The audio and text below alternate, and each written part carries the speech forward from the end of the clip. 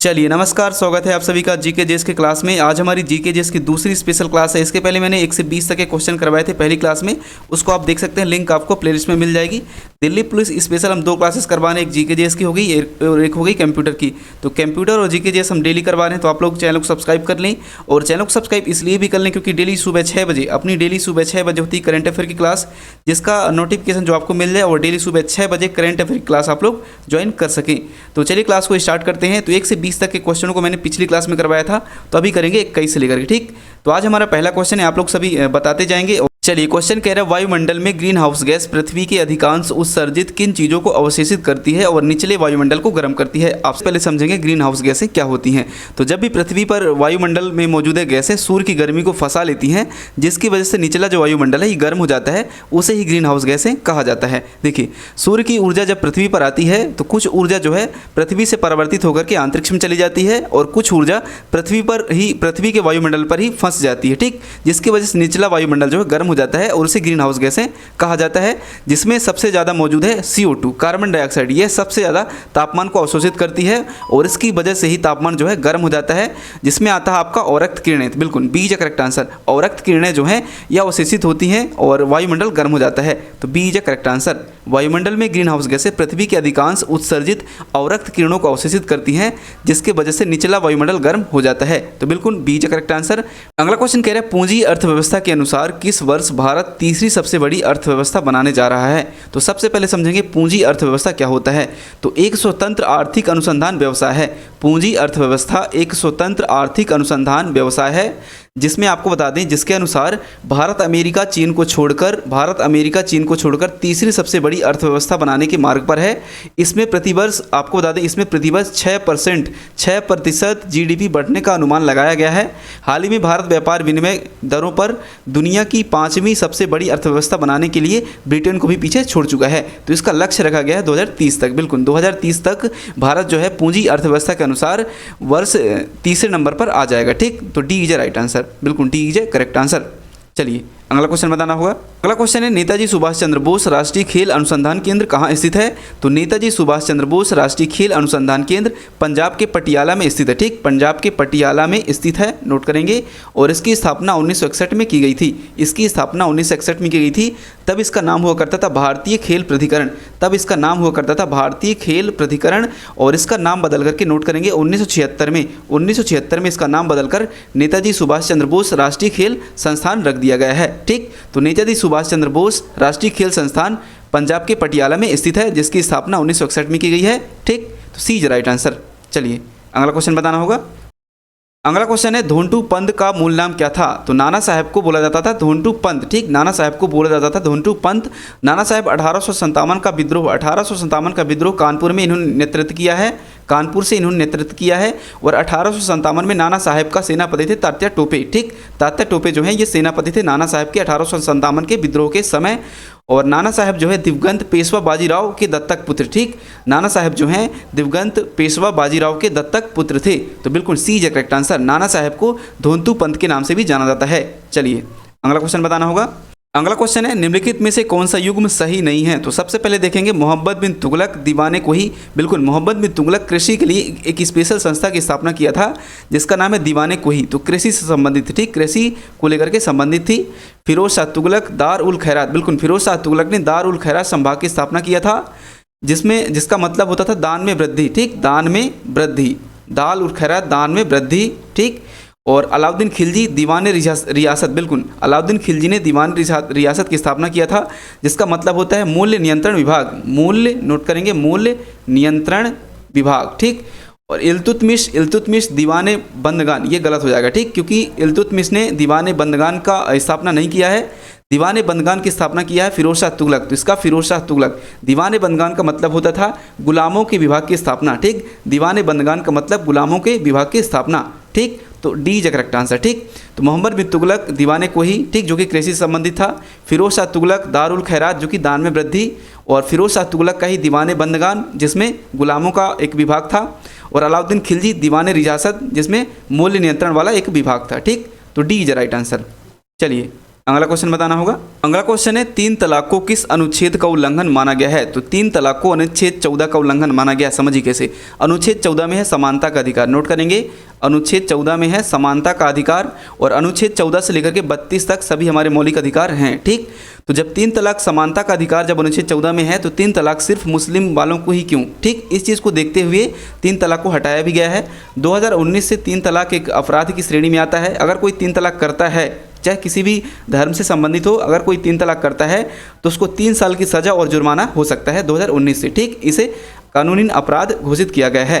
तो अनुच्छेद 14 का इस प्रकार से उल्लंघन होता था क्योंकि जब समानता का अधिकार तो फिर कोई भी धर्म हो सभी को समान अधिकार होने चाहिए, ठीक। तो ए इज राइट आंसर। 3 तलाक अनुच्छेद 14 का उल्लंघन माना गया है। चलिए अगला क्वेश्चन बताना होगा। अगला क्वेश्चन है रेडियोधर्मी आयोडीन का उपयोग किस रोग के निदान के लिए किया जाता है? तो रेडियोधर्मी आयोडीन का उपयोग जो है थायराइड ग्रंथि रोग के निदान के लिए किया जाता है। सी इज राइट आंसर, ठीक। थायराइड ग्रंथि जो होती है ये हमारे शरीर में आयोडीन का अवशोषण करती है, ठीक। थायराइड ग्रंथि हमारे शरीर में आयोडीन का अवशोषण करती है जिसके लिए आयोडीन का उपयोग किया जाता है। तो सी इज राइट आंसर। रेडियोधर्मी आयोडीन का उपयोग थायराइड ग्रंथि के रोग के निदान के लिए किया जाता है। चलिए अगला क्वेश्चन बताना होगा। अगला क्वेश्चन है भक्ति संत तुकाराम निम्नलिखित में से किस शासक के समकालीन थे? तो भक्ति संत तुकाराम जहांगीर के समकालीन थे। जहांगीर के समकालीन थे। जहांगीर का शासनकाल है 1605 से लेकर के 1627 तक। 1605 से लेकर के 1627 तक। अकबर के बाद बैठता है जहांगीर। अकबर का पुत्र है जहांगीर जिसका टाइम पीरियड है 1605 से लेकर के 1627 तक। इनके समकालीन भक्ति तुकाराम जी थे, ठीक। भक्ति तुकाराम भगवान श्री कृष्ण के भक्त थे, नोट करेंगे। भक्ति तुकाराम जो हैं ये भगवान श्री कृष्ण के भक्त थे और साथ साथ नोट करेंगे भक्ति आंदोलन में से एक प्रमुख थे और मराठी कवि भी थे, मराठी भक्ति कवि भी थे, ठीक। तो D is right answer. Jahangir के समकालीन थे। चलिए क्वेश्चन है इनमें से कौन भारतीय अर्थव्यवस्था की प्राथमिक क्षेत्र के अंतर्गत आता है? तो सबसे पहले जानेंगे प्राथमिक क्षेत्र के अंतर्गत क्या क्या आता है। तो प्राथमिक क्षेत्र के अंतर्गत आता है उत्पाद, ठीक। उत्पाद इसमें हो गया प्राकृतिक से डायरेक्ट उत्पाद की हुई चीज़ों को प्राथमिक क्षेत्र में रखा गया है जिसमें हो गया आपका पौधे, कृषि। सबसे अच्छा एग्जाम्पल है कृषि, प्राथमिक क्षेत्र में आता है। द्वितीय क्षेत्र में क्या आता है? द्वितीय क्षेत्र में आता है कच्चे माल से निर्माण करना, ठीक। कच्चे माल से निर्माण करना। तृतीय क्षेत्र में आता है खरीदा हुआ माल को फिर से बेचना, ठीक। तो इनमें से आपको बता दें प्राथमिक क्षेत्र में आता है डेयरी, बिल्कुल डेयरी जो है प्राथमिक क्षेत्र में आता है। चीनी उद्योग आएगा आपका द्वितीय क्षेत्र में। अब बैंकिंग और माल का परिवहन ये आएगा तृतीय क्षेत्र में, ठीक। तो डेयरी जो है ये प्राथमिक क्षेत्र के अंतर्गत आता है। आपका प्राथमिक क्षेत्र में वो चीज़ें आती जो डायरेक्ट उत्पादित होती हैं, जैसे कृषि हो गया, डेयरी हो गया, पौधे हो गए, ये सब प्राथमिक उत्पाद कहलाते हैं, ठीक। तो B is a right answer. B is a correct answer. चलिए अगला क्वेश्चन बताना होगा।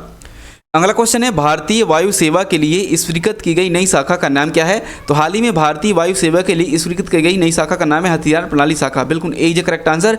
हथियार प्रणाली शाखा सरकार ने इसे मंजूरी दे दी है। स्वतंत्रता के बाद ऐसा पहली बार हुआ है, ठीक। स्वतंत्रता के बाद ऐसा पहली बार हुआ है जिसमें भारतीय वायु सेवा के लिए हथियार प्रणाली शाखा स्वीकृत की गई है। ए इज ए करेक्ट आंसर। चलिए अगला क्वेश्चन बताना होगा। अगला क्वेश्चन कह रहा है भारतीय सिविल सेवा के लिए अर्हता प्राप्त करने वाले पहले भारतीय व्यक्ति कौन थे? तो भारतीय सिविल सेवा के लिए अर्हता प्राप्त करने वाले पहले भारतीय व्यक्ति हैं रविंद्रनाथ टैगोर के ब्रदर सत्येंद्रनाथ टैगोर, ठीक। Satyendranath Tagore, B is correct answer. ये सत्येंद्रनाथ टैगोर का जन्म जो है कोलकाता में हुआ है, ठीक। इनकी जो पढ़ाई लिखाई है कोलकाता के विश्वविद्यालय में हुई है और ये 1863 में, नोट करेंगे 1863 में सिविल सेवा की परीक्षा को पास करते हैं और प्रशिक्षण के लिए चले जाते हैं इंग्लैंड और लौट करके भारत 1864 में आते हैं, ठीक। लौटकर भारत 1864 में आते हैं। तो B is a correct answer. अगला क्वेश्चन कह रहा है निम्नलिखित में से कौन सा तत्व का रासायनिक प्रतीक युग्म गलत है? तो सबसे पहले देखते हैं जर्मेनियम। बिल्कुल जर्मेनियम का प्रतीक होता है जीई, ठीक। जर्मेनियम का प्रतीक होता है जीई जिसका परमाणु क्रमांक है 32, ठीक। चांदी को एजी से लिखा जाता है। चांदी का परमाणु क्रमांक 47। सोना का होता है, ये गलत हो जाएगा, ठीक। सोना का होता है एयू, ठीक। सोना का होता है एयू जिसका परमाणु क्रमांक है 79, ठीक। जिसका परमाणु क्रमांक है 79। और वहीं पे नोट करेंगे गैडोलिनियम का जो ये होता है जीडी, ठीक। और इसका परमाणु क्रमांक नोट करेंगे 64। इसका परमाणु क्रमांक होता है 64। तो सोना का होता है एयू और चांदी का होता है एजी, ठीक। सोना का एयू और चांदी का एजी और जर्मेनियम का जीई, ठीक। और जर्मेनियम का परमाणु क्रमांक होता है 32, चांदी का होता है 47 और सोना का 79, ठीक। गैडोलिनियम का होता है 64, ठीक। तो राइट आंसर सी, ठीक। क्योंकि सोना का यहाँ पे जीओ लिखा हुआ था, ठीक। तो सोना का होता है एयू जिसका परमाणु क्रमांक है 79। चलिए बताना होगा अगला क्वेश्चन। अगला क्वेश्चन कह रहा है पीर पंजाल श्रृंखला कहाँ स्थित है? तो पीर पंजाल श्रृंखला हम सभी को पता है जम्मू एंड कश्मीर में स्थित है। पीर पंजाल श्रृंखला जम्मू एंड कश्मीर में स्थित है। वहीं पे चीज़ों को नोट करेंगे।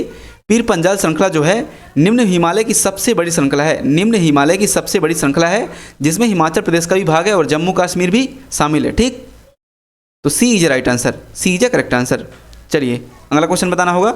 अगला क्वेश्चन कह रहा है जनवरी 2023 में भारत अंतर्राष्ट्रीय विज्ञान महोत्सव कहाँ आयोजित किया गया था? तो जनवरी 2023 में भारतीय अंतर्राष्ट्रीय विज्ञान महोत्सव का आयोजन भोपाल में किया है, मध्य प्रदेश की राजधानी भोपाल में किया गया है। ठीक, साथ साथ नोट करेंगे यह जो आयोजन है 2022 का था। ठीक, 2022 का आयोजन जाकर के 2023 में किया गया है। ठीक, 2022 का जो आयोजन है 2023 में मध्य प्रदेश के भोपाल में किया गया है। ए इज राइट आंसर। ठीक, चलिए अगला क्वेश्चन बताना होगा।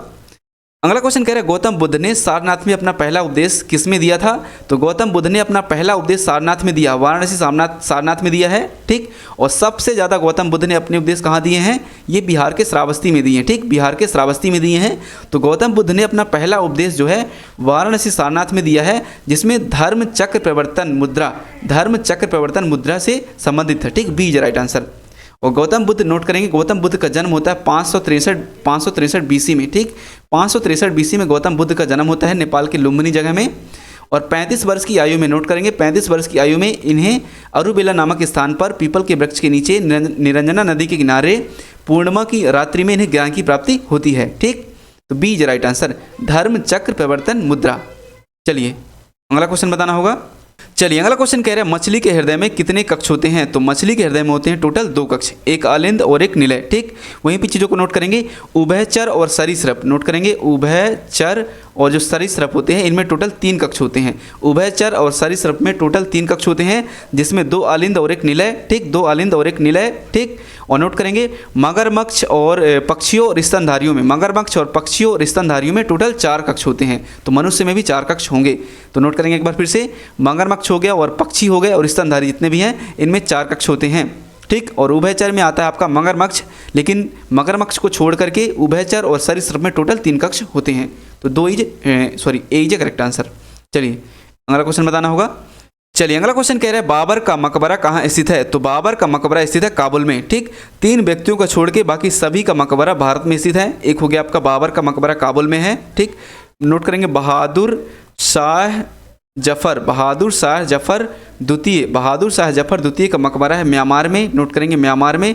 3 व्यक्तियों को छोड़ के बाकी सबका मकबरा जो है भारत में। ठीक, एक हो गया आपका बाबर का मकबरा काबुल में है, बहादुर शाह जफर का मकबरा म्यांमार में है। ठीक, और जहांगीर का नोट कर लेंगे, जहांगीर का मकबरा जो है लाहौर में है। कहाँ है? लाहौर में। ठीक, लाहौर में है। तो 3 लोगों का मकबरा छोड़ के बाकी सबका मकबरा भारत में है। तो बाबर का मकबरा कहाँ है? काबुल में। बहादुर शाह जफर द्वितीय का मकबरा म्यांमार में। जहांगीर का मकबरा लाहौर में। ठीक, चलिए बताना होगा अगला क्वेश्चन। अगला क्वेश्चन कह रहे हैं निम्नलिखित में से कौन सा त्यौहार त्रिपुरा से संबंधित है? तो सबसे पहले देखते हैं बांग्ला। तो बांग्ला कहाँ से संबंधित है? मेघालय का त्यौहार है। नोट करेंगे मेघालय का त्यौहार है बांग्ला। कोंगचिंग ये मणिपुर का है। ठीक, मणिपुर का है। और बिहू असम का है, बिहू जो है असम का है। तो त्रिपुरा का है खर्ची पूजा, त्रिपुरा से संबंधित है खर्ची पूजा। ठीक, और ये जुलाई माह में आयोजित किया जाता है, जुलाई माह में आयोजित किया जाता है। 10 दिनों का त्यौहार होता है जो कि भगवान शिव को समर्पित है। ठीक, भगवान शिव को समर्पित है। तो मणिपुर का हो गया आपका, कौन हो गया? मणिपुर का कांग चिंगला। और बांग्ला हो गया आपका मेघालय क्या, और बिहू असम का। खर्ची पूजा कहाँ पे आयोजित किया जाता है? त्रिपुरा में। ठीक, खर्ची पूजा त्रिपुरा में। जुलाई यानी कि 10 दिनों का होता है, जुलाई में भगवान शिव को यह त्यौहार जो है समर्पित है। चलिए अगला क्वेश्चन बताना होगा। अगला क्वेश्चन कह रहा है समुद्र में ज्वार भाटा की उत्पत्ति मुख्य रूप से किससे संबंध है? तो समुद्र में जो ज्वार भाटा आते हैं सूर्य के गुरुत्वाकर्षण बल और चंद्रमा के गुरुत्वाकर्षण बल से आते हैं। ठीक, तो दोनों ए और बी बिल्कुल, सूर्य के गुरुत्वाकर्षण बल और चंद्रमा के गुरुत्वाकर्षण बल के कारण समुद्र में ज्वार भाटा की उत्पत्ति होती है। तो राइट आंसर ए व बी दोनों। चलिए अगला क्वेश्चन बताना होगा। अगला क्वेश्चन कह रहा है इंडिका जिसमें मौर्यकालीन भारत का उल्लेख है किसके द्वारा लिखी गई है? तो हम सभी को पता है इंडिका जो है मेगस्थनीज के द्वारा लिखी गई है। इंडिका मेगस्थनीज के द्वारा लिखी गई है। मेगस्थनीज पटना में, नोट करेंगे पाटलिपुत्र में 5 वर्षों तक इसने रहा है और जो भी चीज़ों को देखा है भारत की उसमें लिखा है। ठीक, इंडिका नामक पुस्तक में लिखा है। ठीक, फाहियान भी एक चीनी यात्री था, हेनसांग भी एक चीनी यात्री था। तो राइट आंसर ए, इंडिका नामक पुस्तक जो है मेगस्थनीज द्वारा लिखी गई है। चलिए बताना होगा अगला क्वेश्चन। अगला क्वेश्चन कह रहा है आकाश का नीला रंग प्रकाश के किस परिघटना के कारण दिखाई देता है? तो आकाश का नीला रंग प्रकाश के प्रकीर्ण परिघटना के कारण दिखाई देता है। देखिए नीला रंग जो होता है क्या होता है? सबसे ज़्यादा फैलता है। ठीक, सबसे ज़्यादा फैल जाता है, इसलिए आकाश जो है नीला रंग दिखाई देता है। ठीक, बी इज राइट आंसर, प्रकीर्णन के द्वारा, प्रकाश के प्रकीर्णन के द्वारा आकाश जो है नीला रंग दिखाई देता है। वहीं आपको बताना है तारे क्यों टिमटिमाते हैं। तारे टिमटिमाते हैं, नोट करेंगे, तारों का टिमटिमाना अपवर्तन के कारण, ठीक, प्रकाश के अपवर्तन के कारण तारे जो हैं टिमटिमाते हैं, ठीक, प्रकाश के अपवर्तन के कारण। परावर्तन क्या होता है, जब प्रकाश किसी माध्यम से टकरा करके उसी माध्यम में वापस हो जाता है तो उसे परावर्तन बोला जाता है, ठीक। और अपवर्तन क्या होता है, इसकी डेफिनेशन समझ लेंगे। तो अपवर्तन क्या होता है, जब प्रकाश किसी एक माध्यम से दूसरे माध्यम में प्रवेश करता है तो उसे अपवर्तन कहा जाता है, ठीक। तो राइट आंसर बी, प्रकीर्णन। प्रकाश के प्रकीर्णन कारण जो है आकाश जो है नीला रंग दिखाई देता है। तो आज की इस क्लास को यहीं पे खत्म करते हैं, मिलते हैं कल की क्लास में, तब तक के लिए नमस्कार।